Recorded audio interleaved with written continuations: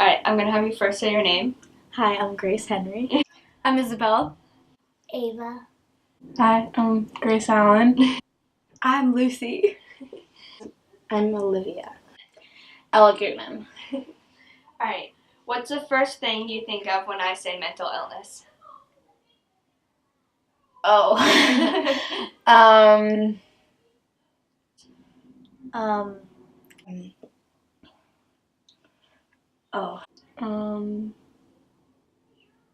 Not sick, I guess? I don't know. Mental hospital. A lot of homeless people are always told, well, not told, but we're always told that homeless people have mental illnesses, which isn't always true. I feel like people think of them being not aware of what's going on, but I feel like there's more to that. When you have a broken bone, you go to the doctors. You get it checked out and you get a cast and maybe get some get well cards too. At school, if you fall, the nurse is always there to help you. But did you know that many students, particularly in middle school, do not receive proper help because their illnesses are not physically shown? Middle school is the time where the majority of mental health illnesses are diagnosed. Around 20% of adolescents have a mental health issue, but many of these children do not receive the help they need or are left undiagnosed. One of the main reasons for this is that schools do not implement the proper systems for taking care of these issues, and they also fail to take action because they do not see it as an ongoing issue. I think it's also because they don't want to say anything because it's not talked about. But just like a broken bone can prevent you from being able to write, mental health issues can prevent students from learning and developing and making friends. Often mental health issues are left unnoticed and thought of as fake or non-important. However, when left untreated, just like any other sickness, it can grow worse and eventually cause more problems. It is a growing problem despite the naysayers, and over 54 million Americans suffer from a mental disorder. I didn't know it was that high. Each mental health issue is different in their own way, but all have one thing in common: the stigma tied to it and the lack of help given in the public school system.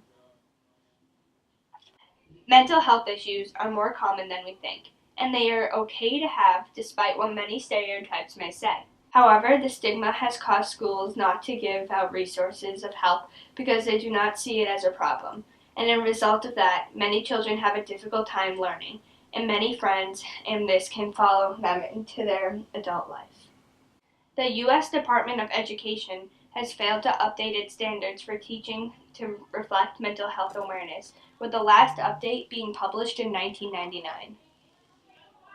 So I feel like they're teaching you everyone needs to be the same, and everyone, like, they don't really help and to realize that, you know, they say that they realize that everyone's different, but I feel like they don't. It's one thing to say it than to actually acknowledge it and do something about it. So Since then, the Departments of Education, both state and federal, has updated its STEM, math, and English curriculums, along with many others, yet the health unit remains untouched.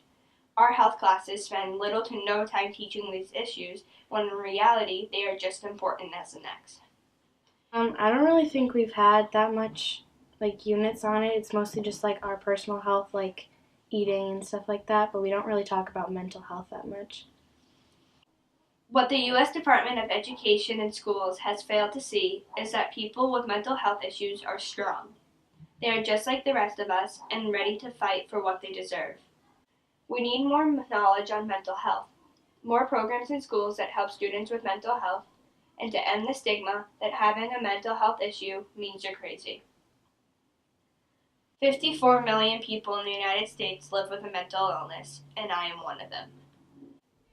Many people are surprised to hear this because I don't talk to myself or have crazy white hair like a mad scientist, but just because I didn't physically show it does not mean it wasn't there.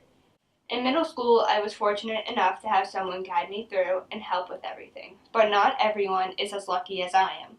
That's why together, we need to end the stigma and advocate for more mental health programs in schools.